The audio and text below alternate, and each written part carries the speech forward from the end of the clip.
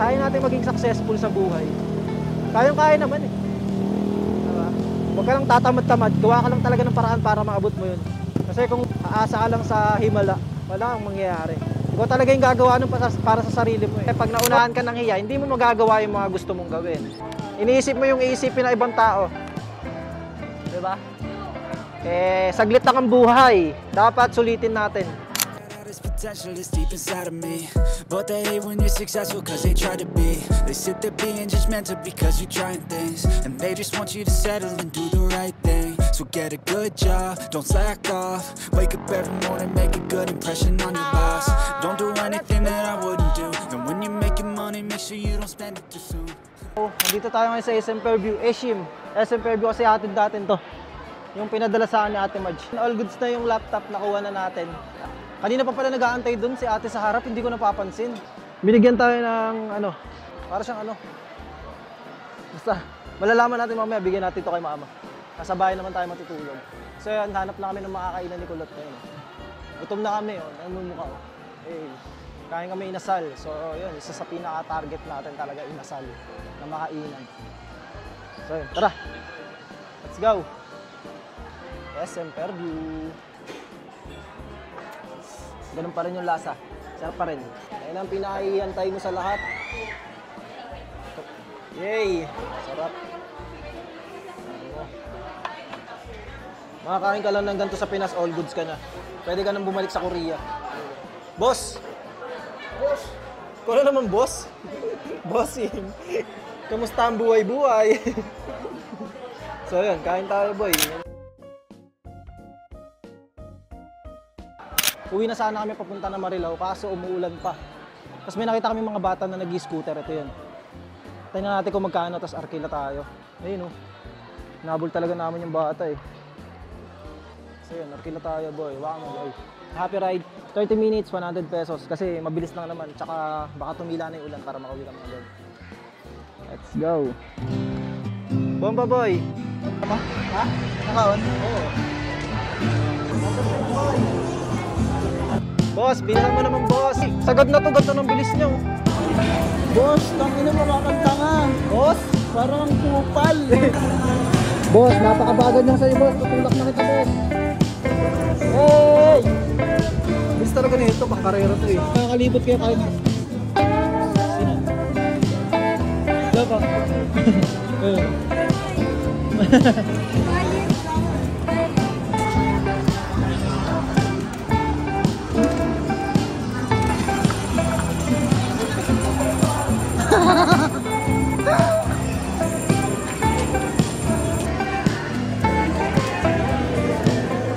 Ano naman boss?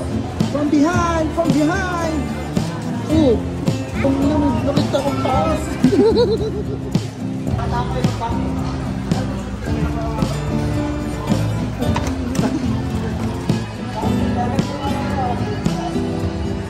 Putang ina.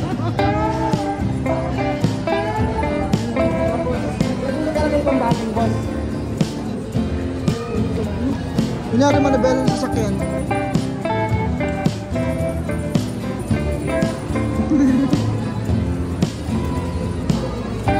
Hop. Oh, si.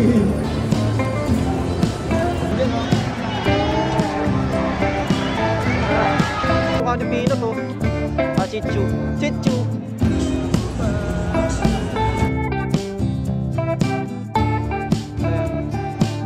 Bagal talaga boy. Itipit. Tutulak kita. Bossy. Sumala na tayo. Magkatikit. Para tutulak na lang kita. Diyan kami nag-arkila guys. Hanapin nyo yung happy ride na yan guys pag nandito kayo sa SM Fairview. Talagang masasatisfy kayo guys. Kasi ang sarap eh. Ayun o, sila kuya. Shoutout sa inyo kuya. Ano? Regular 1 hour, 150 pesos. Tapos 30 minutes, 100. Pag nagbablog nga pala, no, sabi nga ni Kong, depende kung ikaw yung mahihiya o yung mga tao yung mahihiya sa'yo. Ayan, ngayon, pag nagbablog ako, wala na. Yung tingin ko sa tao para mga robot na lang. Para hindi ka mahiya. Kasi pag naunahan ka ng hiya, hindi mo magagawa yung mga gusto mong gawin. Like na to, magbibideo ka, mahihiya kasi maraming tao. Pero pagka hindi mo, pag inisip mo yon, hindi mo magagawa to, hindi mo ano yung moment na to, hindi mo mabibidyohan, hindi mo maiba-vlog, 'di ba? Kasi nauuna yung hiya. Iniisip mo yung iisipin ng ibang tao. 'Di ba? Saglit lang ang buhay. Dapat sulitin natin. So yun, ako, simula nung nakapag-Korea ako, nagbablog na ako doon, wala na akong pakialam sa mga tao. Nahihiya ako, konti nahihiya pa rin, pero mas lamang na yung hindi mahihiyain. Personally, mahihiyain talaga ako dati. Pero nung na-overcome ko yun, yan, nagbablog ako, wala kami paalam sa mga tao, bahala kami sa buhay namin, di ba? Isipin mo lang, ikaw lang yung tao dito, tapos wala lang silang pansinin. Diba? Kasya pa dito tatlo eh. Busina ka. Wala kang busina eh. Tutut. Anyo, kamukha ni Pando. Anyo. Gusto kong matutong mag-drive. Wala, kamukha ni Peanut. Anyan. So yan, pabalik na tayo dahil baka time na natin. Tapos, baka tumila na din yung ulan. Wala, 4 minutes na lang guys, di pa namin nahahanap. Ay go! Sana kaya yung arkilahan nito? May pinirmahan pa naman kami. Baka kasi pagka sobra sa oras, may babayaran. Yun, nandito na tayo. Sakto lang yung dating natin. Kamusta boss? Aray! Pangit. Masakit. Tara. So yun guys, uwi na tayo dahil pupunta pa tayo ng SM Marilao. Nandun na sila Jopet. So yun, let's go. Wala nang ulan. Pwede na tayong umuwi. Yan, maganda na yung araw. Maliwanag. Di, sabihin mo doon kami matutulog pag uwi natin ha. So tayo, didiretso tayo ng SM Marilao. Kanina pa dapat kami nakauwi, mga 4. Kaso bigla kang umulan. So yun yung motor ni Kulot to. Basang-basa yung helmet niya. To. Yun oh, nakapag-motovlog na ulit to. Let's go. Ito lang yung na-miss ko sa Pinas guys, yung mga normal mo na ginagawa. So pag nasa abroad ka naman, yung mga simple mong ginagawa, yun yung mamimiss mo. Yung pagbumotor, kasama mo pamilya mo, paggala. Kunyari, mahilig kang bumiyahe. So pag nagbakasyon ka, ayun lang din yung mga gagawin mo, yung mga simpleng bagay na lang din na yun. Siyempre, mas iba na ngayon kasi magagawa mo na yung gusto mo, kahit pa paano may pera ka na eh. Kung gusto nyo kumain sa labas, kain, may bibilin kayong gusto nyo kainin, mabibili nyo. Diba? Huwag na yung mga syodong mahal, yung kayang bilhin lang din. So dati kasi nung nandito ako sa Pilipinas, hindi pa ako nag-a-abroad. Kung magkano lang yung pera namin, tapos tipid-tipid lang. Kasi yun lang yung kaya ng budget namin. Minsan di pa namin kayang kumain sa mga pagkain na gusto namin kasi sakto lang yung pera. Pero ngayon, ayun yung maganda, di ba? Ayun yung fruit of flavor natin, fruit of natin, parang ayun yung balik sa atin. Kasi nagtrabaho tayo sa ibang bansa, so ayun yung balik. Pakahirap man tayo doon, pero yung balik ay nagagawa na natin mga gusto natin gawin dito sa Pilipinas. Dalawa po. Salamat. Bigagi, tutumba pa ako. Dalawa yan ah. Isa lang daw yun, pinahold pa kami. Sorry sir. Salamat po. Sorry po. Okay na po. Salamat. Isa lang pala yun. Sorry. So yun, let's go. Tag-100. Wala na eh, yun ang pera ko, 50 na lang natira.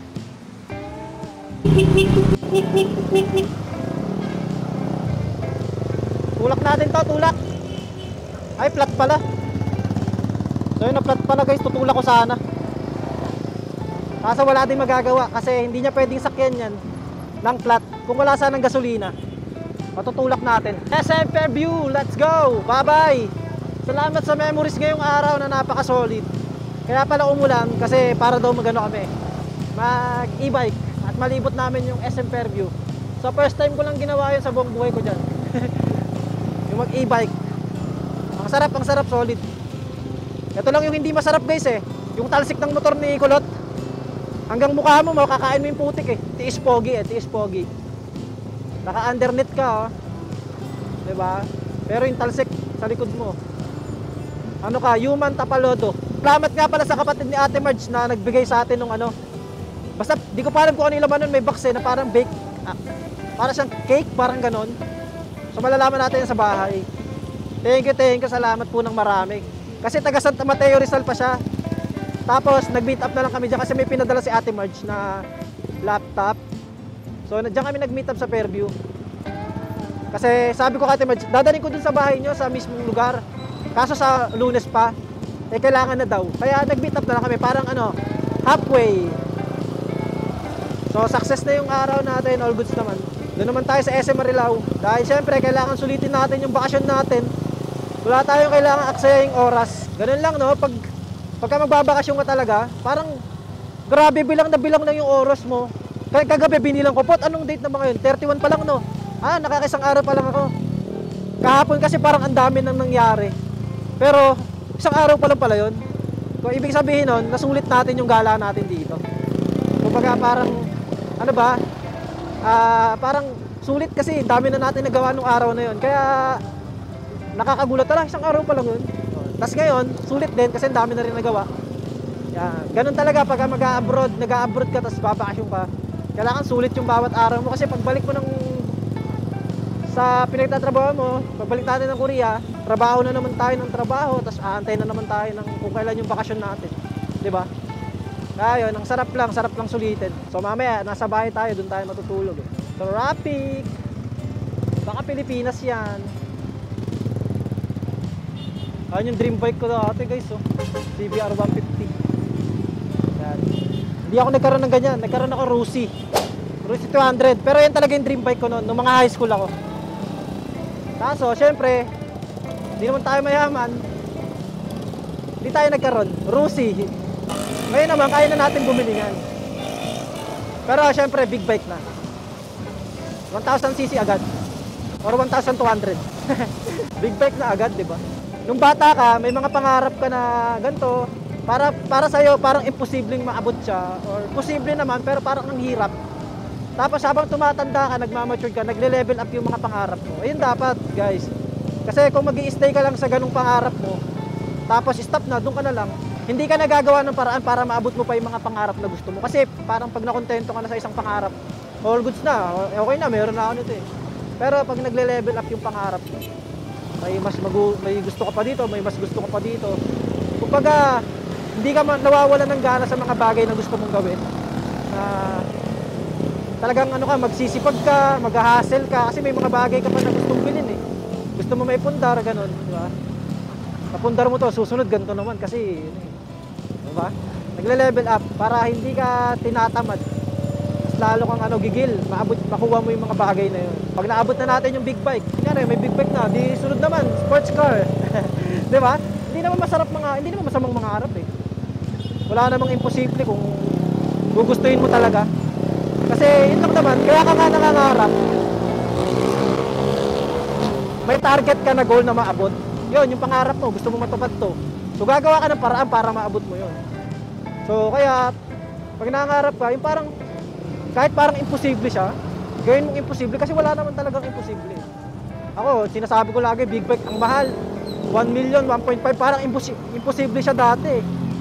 Imposible talaga kasi wala pa akong pera, yun na yung gusto ko eh. Ayan, napaka-imposible. Kung isipin ko, imposible. Pero sabi ko, hindi, posible to. Parang gano'n. Posible itong mangyari. Basta kikilusan mo lang, gagawa ka ng paraan para maabot yun. So yun, nung nakapag-abroad ako, kasi yun yung motivation ko yun. Pag nakapag-Korea ako, bibili ako ng ganito, makakaipon ako, mabibili ko yung dream bike ko, gano'n.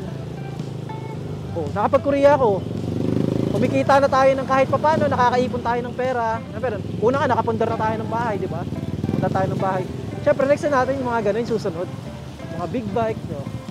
Pagtapos niyan, iba na naman. Para mas lalo tayo sinisipag. Di ba? Hindi yung makakontento tayo sa isa lang, sa isa. Mas tatamarin na tayo sa lahat. Kaya natin maging successful sa buhay. Kayang-kaya naman eh. Diba? Huwag ka lang tatamad-tamad. Gawa ka lang talaga ng paraan para maabot mo yun. Kasi kung aasa ka lang sa himala, wala kang mangyayari. Ikaw talaga yung gagawa nun para sa sarili mo eh. So yun guys, napaka-traffic. Grabe. Dito pa rin kami sa hindi ko alam eh. Basta Paloma na. Baha. Hey, ito yung nakakami sa Pinas eh boy. Yung baha. Ayun oh, maagos boy oh. Masarap po. Chill lang si kuya oh. Sanay na siya sa baha eh. Pero mababa pa yan. Pag mga taga Bulacan ka, Valenzuela, Nabotas, yung mga binabaha, basic yan. Gusto namin yung mga lampas ulap, mga lampas ano, yung mga hindi na matawid. Hindi. Pagka ganun, mga baha talaga, sanay na dito sa mga ganito. Pag mga taga dito ka, basic na yan, basic. Ay, grabe boy. Yung traffic na to hanggang dun to sa pupuntahan namin sa SM Marilao. Kasi pag may klase talaga, dito sa Pilipinas ganito pag may klase, tapos uwian, sabay-sabay, naku po, traffic malala. Nandito na tayo sa SM Marilao. Grabe, kanina pa ako inaantay nila Jopet. Kaso, no choice tayo, napaka-traffic. Kasama na natin si Puto, si Acil at si Potpot. Dito kami sa SM Marilao, so kakain lang kami sa Shakey's. Tapos, yung ano, yung tinignan ko talagang salamin, gustong-gusto ko eh. Meron daw dito eh. Kaso mahal, 1.8. Pot, akala ko 499, sinukat ko. 1.8 pala. So lang pera. Lakon dalang pera. Tara. So yun si Puto, di ko na pinaglalakad kasi sumasama sa iba. Pag may nakakita siyang ibang tao, doon na siya sasama, iwan na kami. So yun, update tayo mamaya. Let's go. Grabe. Wala tayong kapaguran, no? Dire-diretso gala. SM Fairview ngayon, nasa SM Marilao naman. Pero, tas mamaya naman, punta kami ng Philippine Arena. Kasi nandito na nga si Apple. So gagala kami dun. So yan, let's go. So yan guys, dito kami sa SM Marilao. Nasa Shakey's na kami, pero si Acil, ano daw kami, lilibot muna kami dito. Yun, si Acil nagdadrive guys. So, 5 minutes lang kasi talaga tong machine. Parang hindi mo siya pwede gawin 10 minutes kasi nalulobot ata. Wow! Galing ah. Sagat na. Sagat na daw yung bilis. May sound trip pa boy.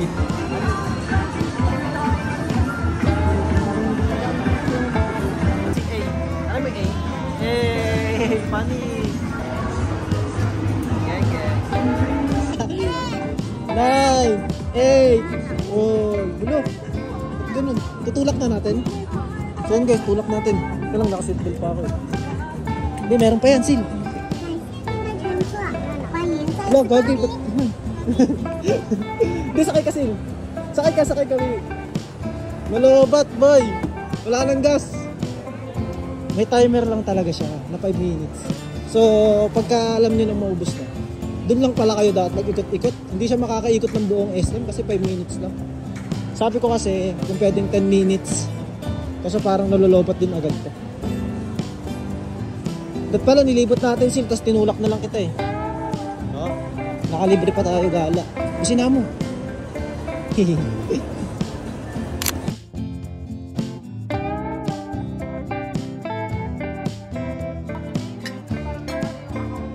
Sa page ko yun eh. Nakauwi na kami ng bahay dito sa amin. Yan. Si Puto. Sana sila po ng tao. Traffic. Paka-traffic tsaka maulan.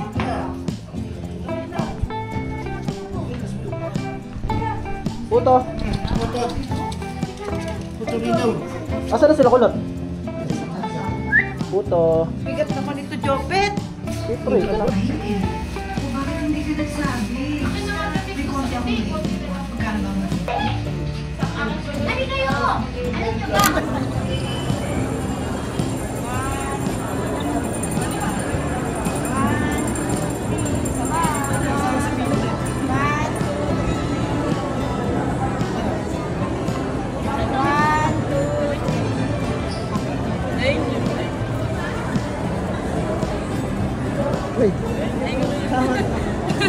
Kamusta na lang po kay Panda? Hindi mo mama. Hindi pa eh. Nasa Korea, iniwan ko lahat eh. Supo.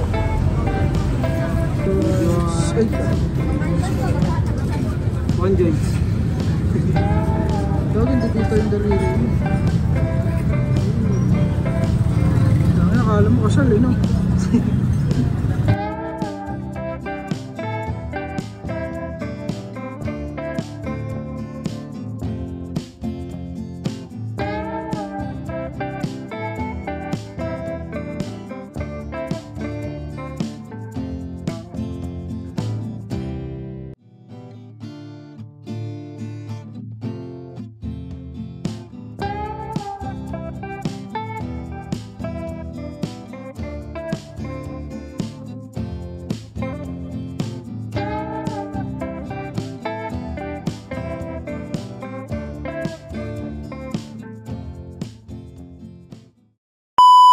So yun, shoutout nga pala kay Pits. Piniram niya sa atin yung R3 niya na napakalupit. Pits Moto. Ikaw. Motolot. So yun, testing lang natin yung R3.